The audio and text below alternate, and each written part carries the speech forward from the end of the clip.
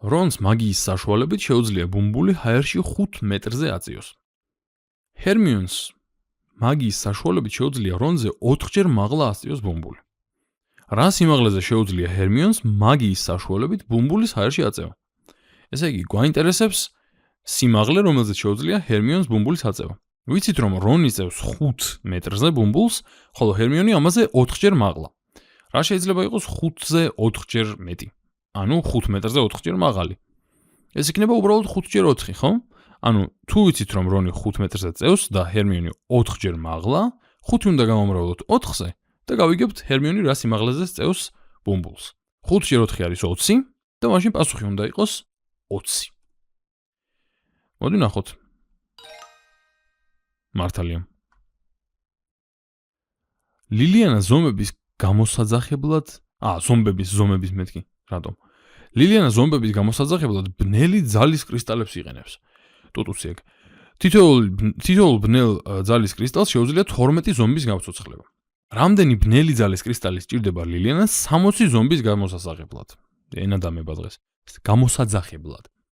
კარგი, ნახოთ, ესე იგი, ხედავთ, რომ ერთი კრისტალი 12 ზომბის იძახებს და ლილიანას უნდა 60 ზომბი. 12 არ ყოფნის ეთყობა. რამდენი კრისტალი დასჭირდება ამისთვის?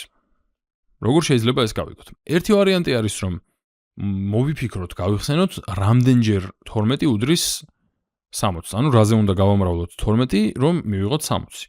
ანუ პრაქტიკულად რამდენი კრისტალი დაგჭირდება, რომ თითოეული თუ 12-ს გამოიძახებს, სულ 60 იყოს. მეორე ვარიანტი არის, რომ მათემატიკურად მივუდგეთ კიდევ უფრო მათემატიკურად ასე ვთქვათ და 60 გავყოთ 12-ზე.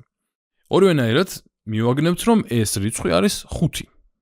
იმიტომ რომ 12-ჯერ 5 არის 60-ის ტოლი. შეგვიძლია ახლა პირდაპირ შევამოწმოთ, მაგრამ მოდი მინიშნება როგორ მუშაობს ასეთ სავარჯიშოებში, ამასაც გაჩვენებთ. აი ვთქვათ, დავწეროთ მინიშნების მიღება. ესე იგი, მინიშნება არის ასეთი.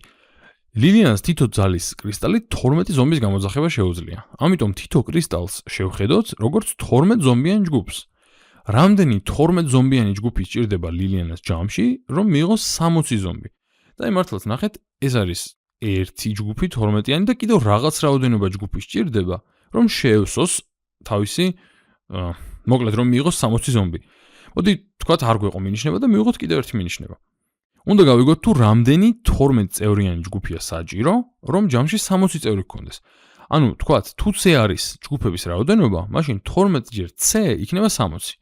ანუ თუ გვაქვს რაღაც ჯგუფები და თითოში შედის 12, მაშინ თუ გვინდა რომ 60-მდე მივიდეთ, დაგჭირდება C ცალი, C-ი აღნიშნოთ ეს რაოდენობა, C ცალი 12 წევრიანი ჯგუფი. ესე იგი 12 ჯერ ეს C რაც გვაინტერესებს, უდრის 60-ს.